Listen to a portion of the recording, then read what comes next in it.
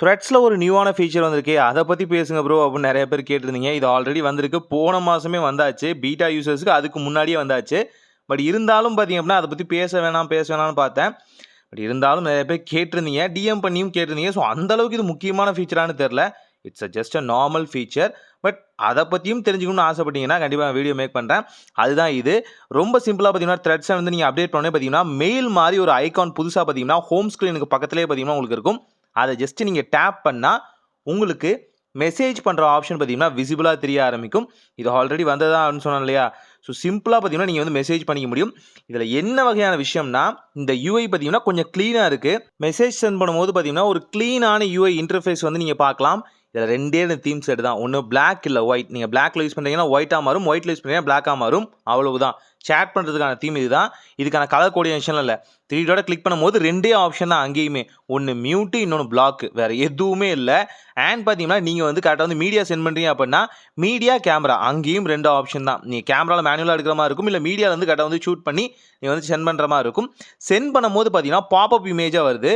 இந்த மீடியா கீழே நம்ம டெக்ஸ்ட் பதிவு பண்ணுறது இன்னும் வரல. ஜஸ்ட் மீடியா மட்டும் நீங்கள் ஷேர் பண்ணிக்கலாம். அண்ட் அந்த மீடியாவும் பார்த்தீங்கன்னா ரிசீவ் ஆகும்போது ஓரளவுக்கு குவாலிட்டியில் பார்த்தீங்கன்னா சில பல காம்ப்ரமைசஸ் பண்ணி தான் பார்த்தீங்கன்னா மீடியாமே ஷேர் ஆகுது. ஸோ ரொம்பவே சிம்பிளானது தான்.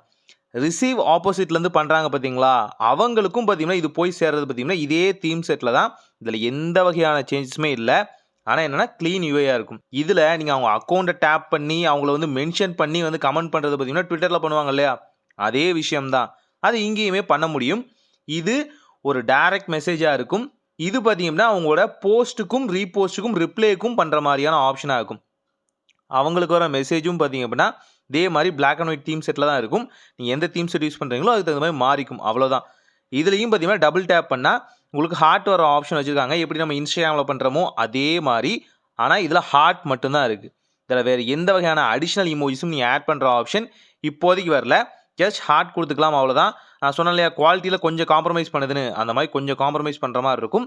அண்ட் ஆல்சோ பார்த்தீங்கன்னா இந்த மீடியாவும் சேவ் பண்ணுற ஆப்ஷன் பார்த்தீங்கன்னா டாப்லேயே வந்து கொடுத்துருக்காங்க. ஸோ இங்கேருந்து ரிப்ளை பண்ணுறது அண்ட் பார்த்தீங்கன்னா ஃபங்க்ஷன்ஸ் வந்து ஆட் பண்ணுறது, இது எல்லாமே ரொம்பவே சிம்பிளாக இருக்குது. ஒரு க்ளீனான யூஐ இன்டர்ஃபேஸ். ஸோ செக் பண்ணி பாருங்கள் த்ரெட்ஸில் இந்த அப்டேட்டை. ஒரு நல்ல மாற்றம் எளிதாய் நடக்கட்டும்.